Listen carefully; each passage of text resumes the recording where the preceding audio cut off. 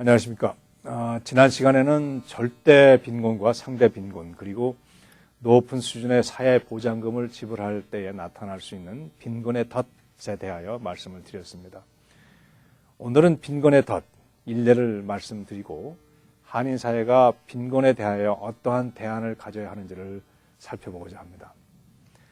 작년의 나이에 미국에 와서 열심히 세금을 내고 생활하였지만 은퇴할 때가 되어보니까 벌어놓은 자산은 별로 없고 메디케이드 받기에는 은행 잔고가 좀 있고 메디케어는 있지만 은퇴 사회보장금이 SSI 수령액보다 적은 경우라면 크게 낙심이 되실 것입니다.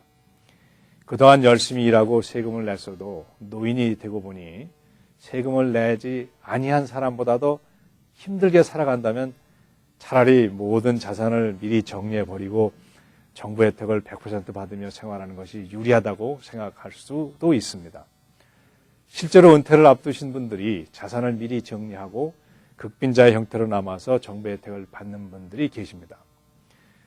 그리고 돌려둔 자금을 은닉자산으로 해서 은밀히 사용도 하시죠.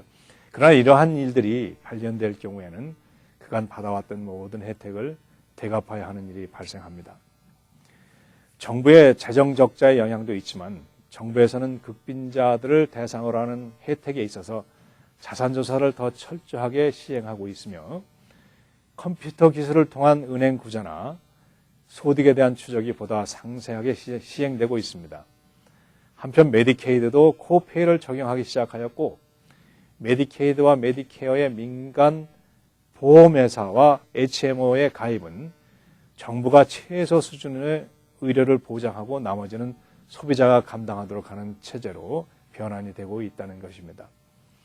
따라서 빈곤의 덫에 머무르는 분들에게는 혜택이 점차 적어지게 될 것이라고 예상을 합니다.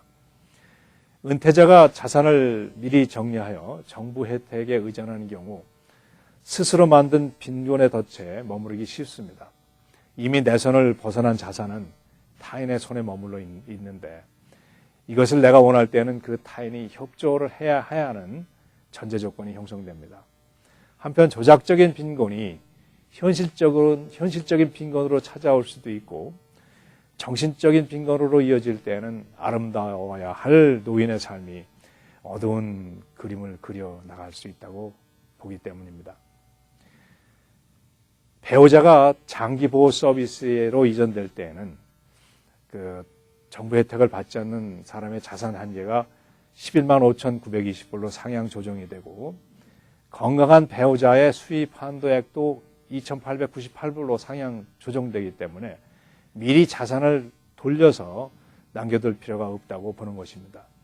세금을 납부한 분들이 그렇지 아니한 분들보다 나은 혜택을 받게 하는 것을 정부는 추진하고 있고 한편 가난의 덫에서 벗어나 그 사회가 건전한 방향을 지향하도록 노력하고 있습니다. 건전한 시민이 건전한 가정을 만들고 자랑스러운 한인사회를 만들게 됩니다. 그런 한인사회가 미국의 발전에 기여할 수 있으라고 봅니다. 그러면 다음 주에는 아동복지에 대해서 말씀을 나누도록 하겠습니다. 감사합니다.